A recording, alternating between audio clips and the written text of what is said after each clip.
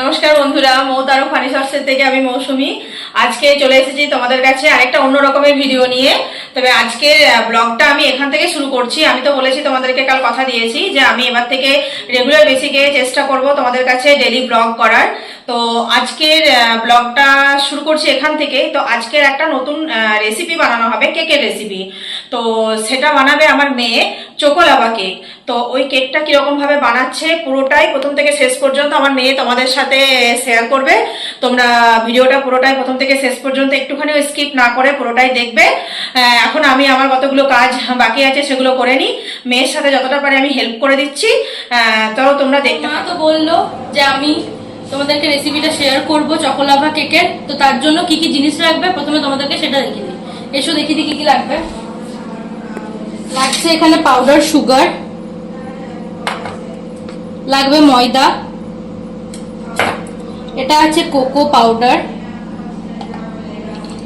এটা আছে baking soda, আর এটার মধ্যে রেখেছি বেকিং পাউডার, আর লাগছে এখানে ভ্যানিলা এসেন্স, আর বাটার, আর লাগছে ডার্ক চকলেট, আর লাগবে এখানে দুধ, যেটা আমি একবার গরম করে রেখেছি। তো চলো রেসিপিটা আমি প্রথম থেকে শেষ পর্যন্ত কিভাবে করছি প্রত্যেকটা স্টেপ তোমাদের সাথে আমি শেয়ার করব। যদিও এটা আমি প্রথমবারই বানাচ্ছি এবং বানিয়ে তোমাদের সাথে আমার এক্সপিরিয়েন্সটাও শেয়ার করব যে কিরকম হয়।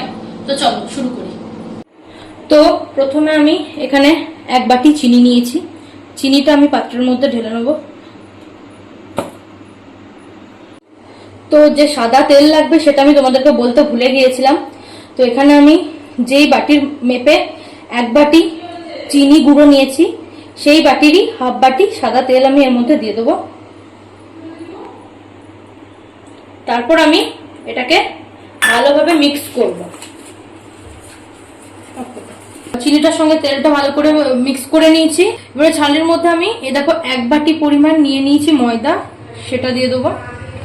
এরপর আমি ওর মধ্যে দেব বেকিং সোডা, দেব এই তো এতটা পরিমাণ দেবো, মানে হাফ চামচ মতো দেবে। তারপর এখানে এই এক চামচ পরিমাণ দেব বেকিং পাউডার। এরপর আমি এর মধ্যে এইটুকু পরিমাণ মতো নুন দেব। তারপর আমি এর মধ্যে 3 চামচ মতো কোকো পাউডার দেব। তারপর এই ড্রাই ইনগ্রিডিয়েন্টস গুলোই ভালো করে এটা দিয়ে ছেঁকে নেব। এরপর আমি ভালো করে জিনিসগুলো ভালো করে চেলে নিয়েছি। তারপর এর সঙ্গে ভালোভাবে মিশিয়ে নেব। একটু করে মেশাবো আর একটু করে দুধ দেব।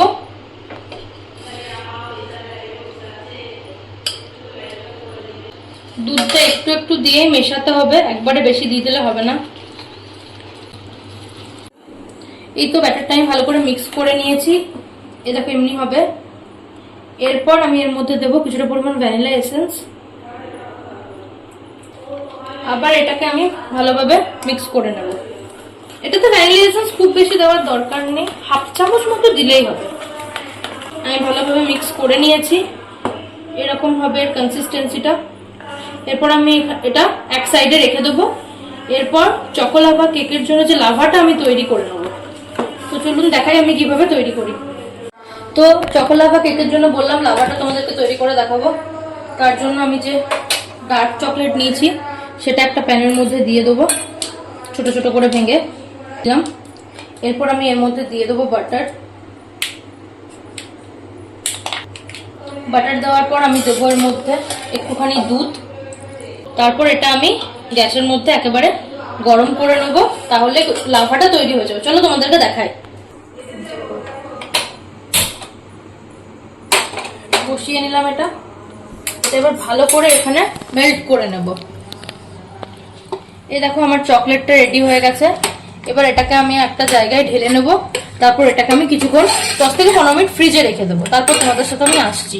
তো আমরা যেহেতু 4 জন আছি, 4টে বাটি আমি নিয়ে নিয়েছি। প্রথমে ওর মধ্যে একটু করে সাদা তেল গ্রিস করে নিয়েছি।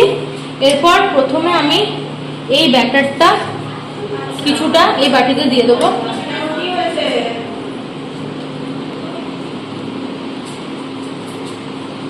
এতটা পরিমাণ এই ব্যাটারটা এই বাটিতে দিলাম। এরপর আমি এর মধ্যে যে লাভাটা বানিয়ে রেখেছিলাম সেটা 1 চামচ মতো এই মাঝে দিয়ে দিলাম। যতটা চকলেটই পছন্দ করবে ততটা পরিমাণ দিতে পারো। এরপর আবার আমি এর মধ্যে এই ব্যাটারটা কিছুটা পরিমাণ দিয়ে দেবো।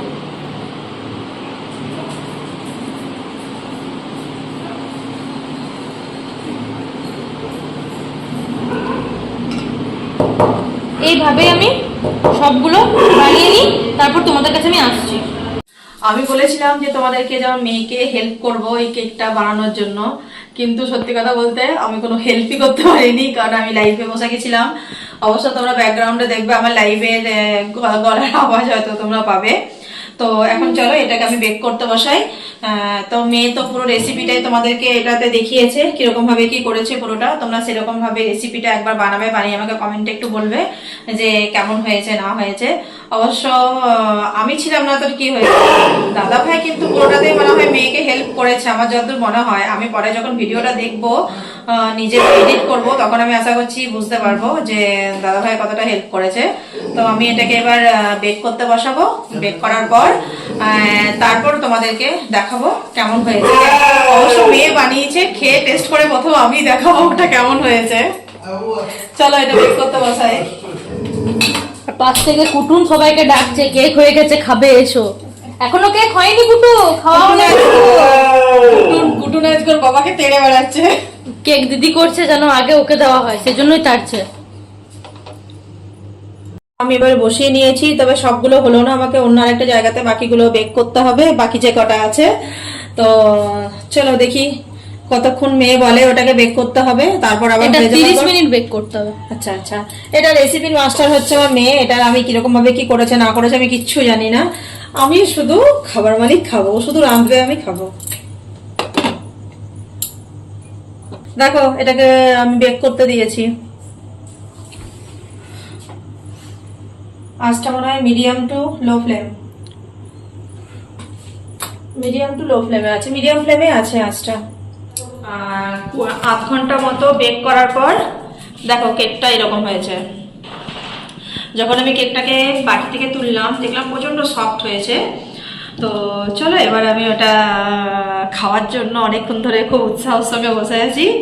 তো দেখি কেমন হয়েছে, খেয়ে তোমাদেরকে বলছি কেমন হয়েছে। হ্যাঁ, আর আগে খাই তারপর তোমাদেরকে বলছি। দাঁড়াও,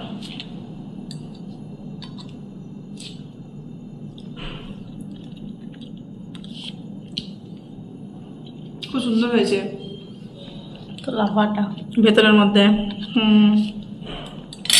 এই ছোটটা ভেঙে দেখো, তাহলে বোঝা যাবে লাভাটা। এই যে